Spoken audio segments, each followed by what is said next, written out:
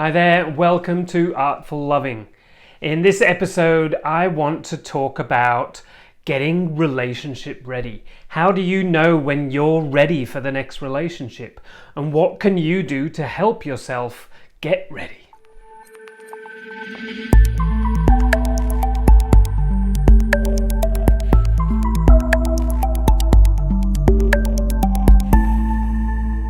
Hi there, I'm Nick Tovey, relationships and intimacy counselor and coach and author. Thank you for being with me. If you're new to the channel, go ahead and subscribe.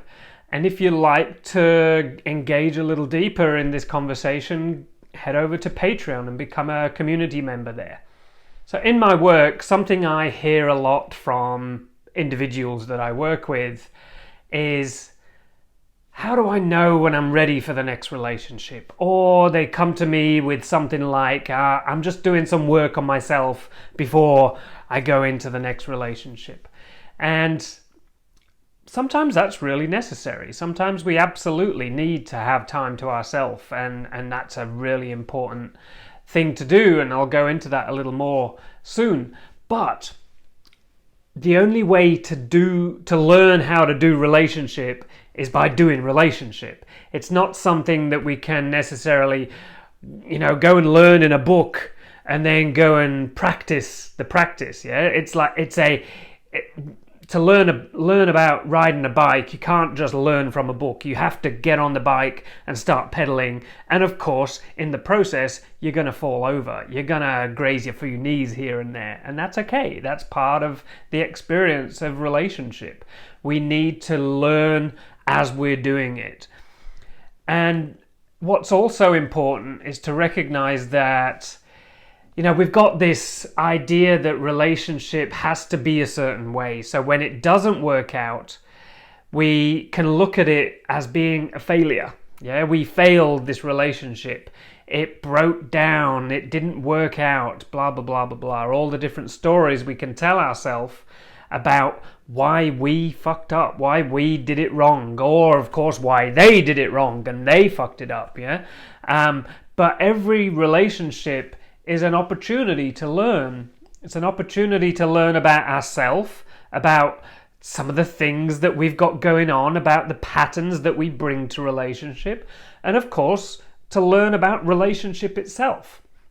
So if we can look at every past relationship that we've had as being a learning opportunity, and looking at those situations and look at the different patterns that have showed up throughout those different relationships and go, what was my role in that? What was my part to play in the perpetuation of that certain pattern?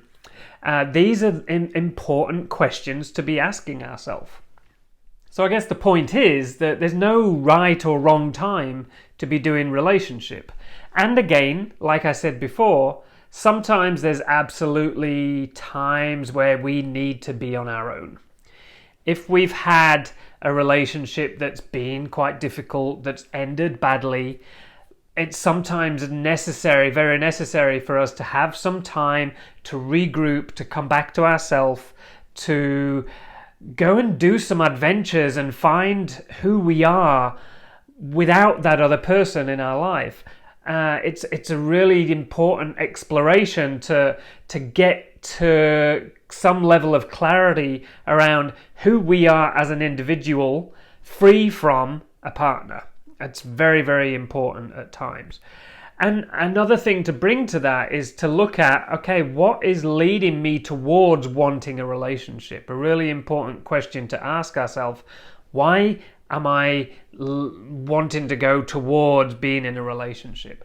And similarly, what is leading me away from going towards a relationship? These are really important questions to ask ourselves. Why am I attracted, or why am I averse to being with somebody? Very crucial questions to ask ourselves.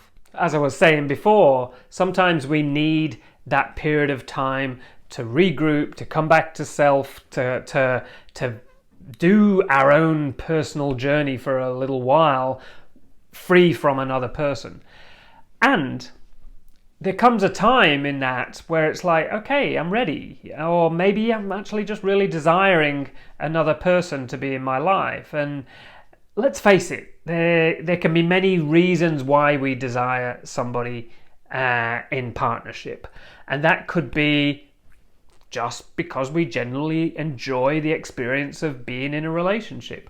Or it could be that I don't feel quite complete on my own. And so therefore I need somebody else to complete me. If I'm coming at a relationship from that perspective, from that place of imagining that this other person is going to make my life complete, then I'm setting myself up for disaster. No other person is going to complete you. You are complete and whole in yourself, and always will be and always have been. The perception that another person is going to make you whole is undermining your own sense of self, and we're coming at this relationship from a place of lack, a place of I'm not enough and I'm not whole. So therefore we're then setting up a dependency, a codependency on this other person, and imagining that they're going to be the answer to this hole that I feel in myself, in my life. And just like any way in which we're trying to fulfill an emotional need with an external source, we're setting ourselves up for disappointment and pain in that. Yeah, it's the same as it's the same as any addictive drive. That what I'm talking about is an addictive drive. I have a feeling that I don't enjoy, that's uncomfortable. That feeling could be loneliness, it could be low self-esteem, it could be all manner of things.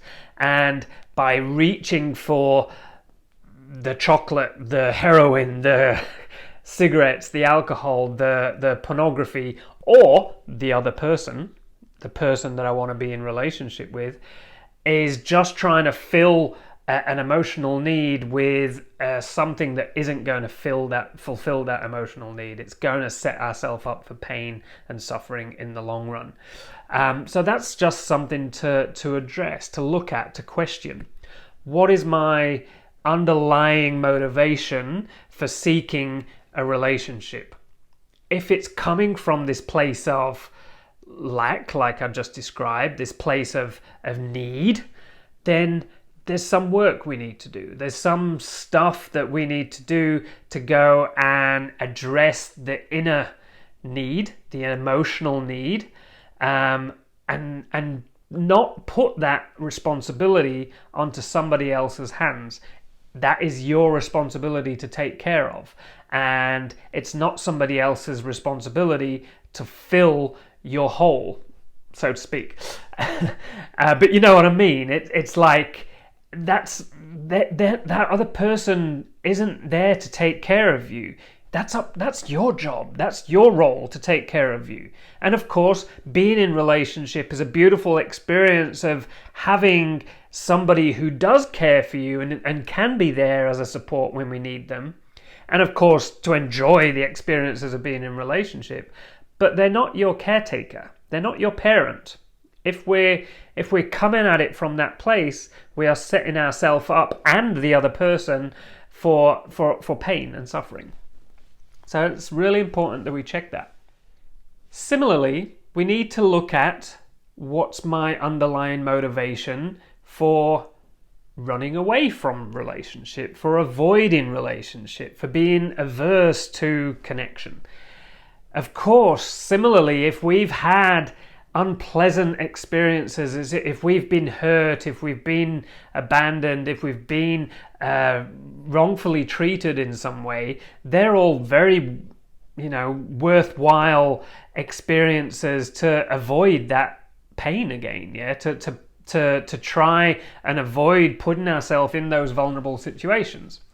So, as well as it being a very important thing to take some time to come back to ourselves and to do some healing and to do some personal work, if we're perpetuating that experience of being single from a place of avoidance, then that's a problem also. Yeah, that's just as much a problem as the previous example that I was talking about.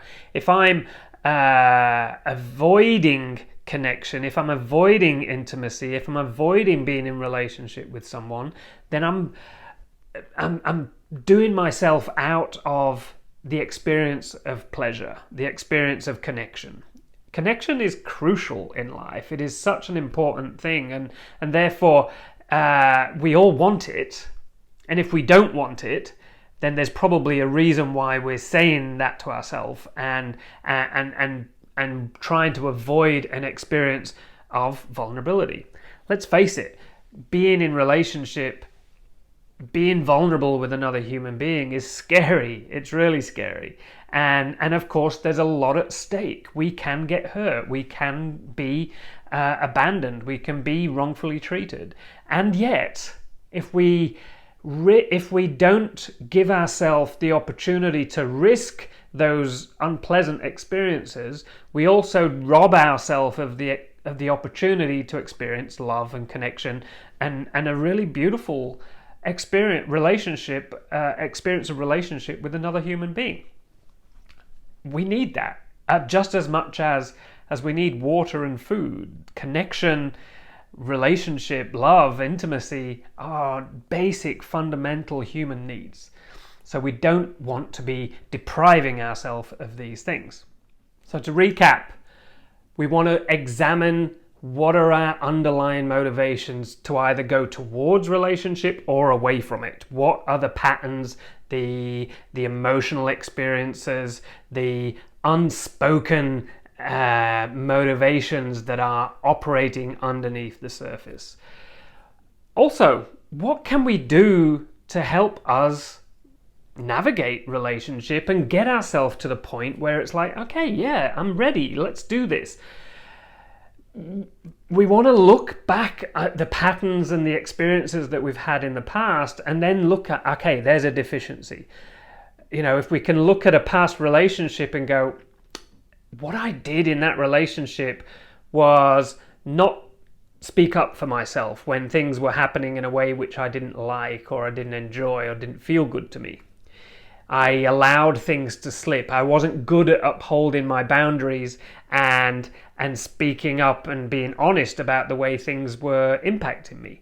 If that is something that we've seen repeatedly in our relationships, and I'm sure if that is a thing, we can probably look back and see how that played out in our childhood, then there's a deficiency, for want of a better word. There's a skill deficiency that we can start to work with.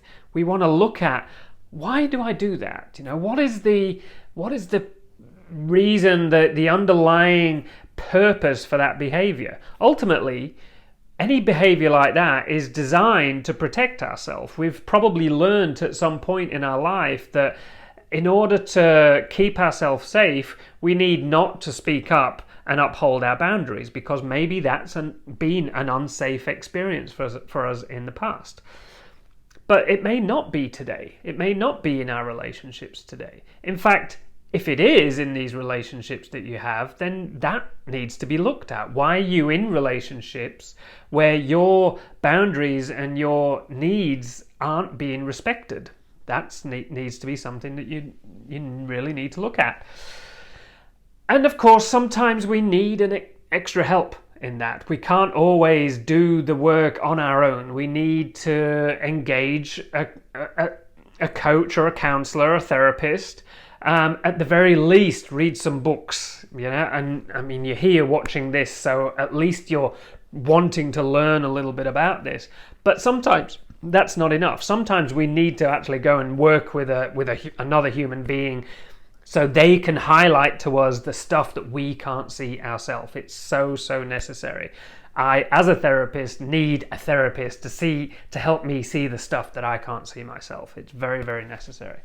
So in all essence, there's never a right or a wrong time to get into relationship, really. Everyone's got their own journey to walk, and everyone is the best expert in letting them know when the right time is. And these are some really important questions to be asking ourselves, to be in the inquiry of, why am I moving towards a relationship? Why am I averse to a relationship? And what are the things, the capacity, skill deficiencies that I need to look at that have shown themselves in my previous relationships, which are going to help me do relationship better moving on in the future, and recognizing that every relationship we've had is an opportunity to learn and to then do it better in the future. So hopefully this has been useful for you. Leave your comments down below. Any questions at all, please send them my way. I really want to engage with you. If you haven't already, subscribe, and if you want to go a little deeper, go over to the Patreon and become a community member there. If you're wanting to work with me a little deeper on a one-on-one or one-on-two basis, then check out my offerings on my website, nictovey.com, nictovey.com, and I'd love to speak with you further. All right, guys, take care and much love.